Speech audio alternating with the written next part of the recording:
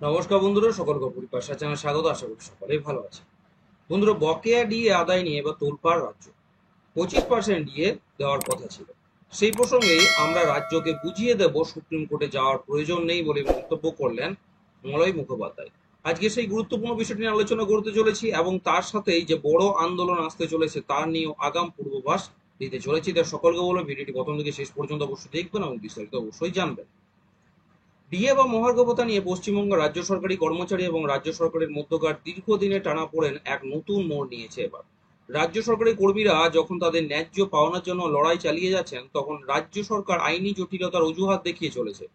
সম্প্রতি confederation of state government employees এর সাধারণ সম্পাদক মলয় মুখোপাধ্যায় রাজ্য সরকারের এই অবস্থানের তীব্র সমালোচনা করে বলেন যে আমরা রাজ্যকে বুঝিয়ে দেব, এই প্রসঙ্গে সুপ্রিম কোর্টে যাওয়ার কোনো প্রয়োজন নেই।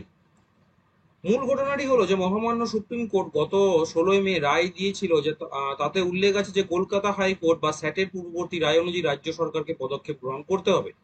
রাজ্য সরকারি কর্মচারীদের মহার্ঘ ভাতা সংক্রান্ত মামলায় স্টেট অ্যাডমিনিস্ট্রেটিভ ট্রাইব্যুনাল বা স্যাটের একটা স্পষ্ট রায় দিয়েছিল, কিন্তু রাজ্য সরকার সেই রায়কে বুঝতে পারছে না বলে অভিযোগ উঠেছে এবং পুনরায় সুপ্রিম কোর্টের স্পষ্টতার জন্য আবেদন করতে পারে। মলয় মুখোপাধ্যায়ের বক্তব্য অনুযায়ী তারা ট্রাইব্যুনালের রায়ের কপি রাজ্যের মুখ্য সচিব এবং অর্থ সচিবের কাছে জমা দিয়েছেন। তার বিশ্বাস যে রাজ্য সরকার যদি আলোচনার জন্য ডাকতো, তাহলে রাজ্যের সুবিধা অনুযায়ী কিভাবে ডিএ মেটানো সম্ভব সেই বিষয়ে তারা একটা সুস্পষ্ট ধারণা দিতে পারতেন। কর্মচারী সংগঠনের নেতৃত্ব আলোচনার মাধ্যমে সমাধান সূত্র বের করতে ইচ্ছুক, তা মলয় মুখোপাধ্যায়ের কথাই স্পষ্ট। তিনি জানান যে আমরা রাজ্যকে বুঝিয়ে দিতে পারতাম, রাজ্যের সুবিধা মতো কিভাবে টাকা দেওয়া যায় তার পথ বাদলে দিতে পারতাম। তাদের এই বক্তব্য থেকে পরিষ্কার যে তারা শুধুমাত্র নিজেদের দাবি নিয়েই সরব নন, রাজ্যের আর্থিক পরিস্থিতির কথাও মাথায় রেখেছেন। কর্মচারীদের যে প্রস্তাব দেওয়া হয়েছে, কর্মরতদের ক্ষেত্রে প্রভিডেন্ট ফান্ডে টাকা জমা দেওয়া এবং অবসরপ্রাপ্তদের ক্ষেত্রে 12টি মাসিক কিস্তিতে পেনশনের সাথে বকেয়া মেটানোর মতো বাস্তবসম্মত প্রস্তাব দেওয়া হয়েছিল। সরকারের এক্ষেত্রে গড়িমসি নজরে আসছে সকলের, কিন্তু রাজ্য সরকার সেই পথে না হেঁটে বিষয়টি আরো জটিল করে তুলেছে এবং রায়ের ব্যাখ্যা চেয়ে সুপ্রিম কোর্টে আবেদন করেছে, যা আদতে সময় নষ্ট করার কৌশল বলেই মনে করছেন কর্মচারীরা। মলয় মুখোপাধ্যায়ের মতে রাজ্য সরকারের এই পদক্ষেপ সম্পূর্ণ অপ্রয়োজনীয়। তার উত্থাপিত প্রধান যুক্তিগুলি যেগুলি রয়েছে সেগুলি হলো, ট্রাইব্যুনালের রায় স্পষ্ট, বিচারপতি রঞ্জিত কুমার বাগ এবং বিচারপতি সুবেশ দাসের বেঞ্চের দেওয়া রায় অত্যন্ত সুস্পষ্ট। কিভাবে বকেয়া মেটাতে হবে তার বিস্তারিত ব্যাখ্যা রায়ে রয়েছে। সুপ্রিম কোর্টের অপ্রয়োজনীয়তা, রোপা রুলস অনুযায়ী ডিএ প্রদানের বিষয়টি সুপ্রিম কোর্টের অজানা নয়, তাই নতুন করে সেখানে যাওয়ার কোনো প্রয়োজন ছিল না। সরকারের এই মনোভাবে কর্মচারীরা বর্তমানে হতাশ হয়ে পড়েছে। আলোচনার মাধ্যমে যে সমস্যার সমাধান সম্ভব ছিল, সরকার একতরফা তা আইনি লড়াইয়ের দিকে ঠেলে দিয়েছে বলে অভিযোগ করেন তিনি। রাজ্যের এই একতরফা সিদ্ধান্তের ফলে একদিকে যেমন সরকারি কর্মচারীদের মধ্যে ক্ষোভ বাড়ছে, তেমনি রাজ্যের কোষাগারের উপর আইনি লড়াইয়ে বাড়তি চাপ পড়ছে। এখন দেখার বিষয় যে রাজ্য সরকার কি কর্মচারী সংগঠনগুলির সঙ্গে আলোচনায় বসে জট ছাড়াতে উদ্যোগী হবে, নাকি সুপ্রিম কোর্টের স্পষ্টতার জন্যই অপেক্ষা করবে। তবে এই ঘটনায় রাজ্য এবং তার কর্মচারীদের মধ্যেকার সম্পর্ক আরো একবার তিক্ত হলো, তা নিয়ে কিন্তু কোনো বলার কিছু আর অপেক্ষা রাখলো না। অন্যদিকে 27 জুনের মধ্যে 25% ডিএ না দিলে উত্তাল আন্দোলনের হুঁশিয়ারি দেওয়া হলো এবার। ডিএ নিয়ে কি জানালেন সংগ্রামী যৌথ মঞ্চের ভাস্কর ঘোষ, তা নিয়ে আজকে জেনে নেব। পশ্চিমবঙ্গ সরকারি কর্মচারী এবং পেনশনভোগীদের জন্য মহার্ঘ ভাতা নিয়ে দীর্ঘদিনের আইনি লড়াই চলছে। সম্প্রতি সংগ্রামী যৌথ মঞ্চের আহ্বায়ক ভাস্কর ঘোষ এই বিষয়ে তাদের ভবিষ্যৎ পরিকল্পনা এবং সরকারের ভূমিকা নিয়ে মুখ খুলেছেন। ভাস্কর ঘোষ জানিয়েছেন যে আগামী 27 জুনের মধ্যে রাজ্য সরকারকে 25% ডিএ মেটানোর জন্য সুপ্রিম কোর্টের অন্তর্বর্তীকালীন নির্দেশ রয়েছে। এই সমস্যা যত এগিয়ে আসছে, ততই সরকারি কর্মচারী এবং পেনশনভোগীদের মধ্যে উত্তেজনা বাড়ছে।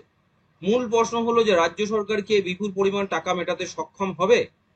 ভাস্কর ঘোষের অভিযোগ যে 2011 সালে ক্ষমতায় আসার পর থেকে বর্তমান সরকারের একটা গুপ্ত এজেন্ডা ছিল। তিনি বলেন যে তৎকালীন বিরোধী নেত্রী, যিনি বর্তমানে মুখ্যমন্ত্রী, তিনি বলেছিলেন যে সরকার ডিএ দিতে পারে না তার ক্ষমতায় থাকার কোনো অধিকার নেই। কিন্তু ক্ষমতায় আসার পর অর্থমন্ত্রী হিসেবে অমিত মিত্রকে নিয়োগ করা হয়, যার উদ্দেশ্য ছিল দক্ষ শ্রমিকদের সস্তা শ্রমিকে পরিণত করা। এর জন্য ডিএ এবং পরবর্তীতে মূল বেতন কমানোর পরিকল্পনা করা হয়েছিল বলে তিনি মনে করেন। মুদ্রাস্ফীতির সঙ্গে সামঞ্জস্য রেখে বেতন না বাড়িয়ে সরকারি কর্মচারীদের জীবনযাত্রার মান কমানোর জন্য এটি ইচ্ছাকৃত প্রচেষ্টা ছিল বলে তিনি দাবি করেন। ভাস্কর ঘোষের মতে পশ্চিমবঙ্গ সরকারি কর্মচারীর এখন ভারতের অন্যান্য রাজ্যের তুলনায় সবচেয়ে কম বেতন পান। তিনি বলেন যে সরকার কম বেতন দিলে তার প্রভাব অন্য ক্ষেত্রেও পড়ে, যেমন বেসরকারি স্কুলগুলোতে তাদের বেতন বৃদ্ধি কমিয়ে দেয়। তিনি উদাহরণ দিয়ে বলেন যে একজন শ্রমিক আসামে যে কাজের জন্য যা উপার্জন করেন পশ্চিমবঙ্গে তার থেকে অনেক কম পান। এটিকে তিনি মজুরি কম রাখার একটা ষড়যন্ত্র বলে মনে করেন। সরকারের তহবিলের অভাবের দাবি উড়িয়ে ভাস্কর ঘোষ বলেন যে 2011 সাল থেকে পশ্চিমবঙ্গ সরকারের আয় 5 গুণ বেড়েছে। তিনি সরকারের ব্যয়ের সঠিক পরিকল্পনার অভাবের সমালোচনা করে বলেন যে লক্ষ্মীর ভাণ্ডারের মতো জনপ্রিয় প্রকল্পগুলির পাশাপাশি ডিএ প্রদান করাও সম্ভব। তিনি উল্লেখ করেন যে উড়িষ্যার মতো অন্যান্য রাজ্যগুলি মহিলাদের জন্য আরও বেশি আর্থিক সহায়তা দেওয়ার পরেও কেন্দ্রীয় হারে ডিএ প্রদান করে। ভাস্কর ঘোষ জানিয়েছেন যে সংগ্রামী যৌথ মঞ্চ 2.5 বছর ধরে বিভিন্ন আক্রমণের পরেও লড়াই চালিয়ে যাচ্ছে।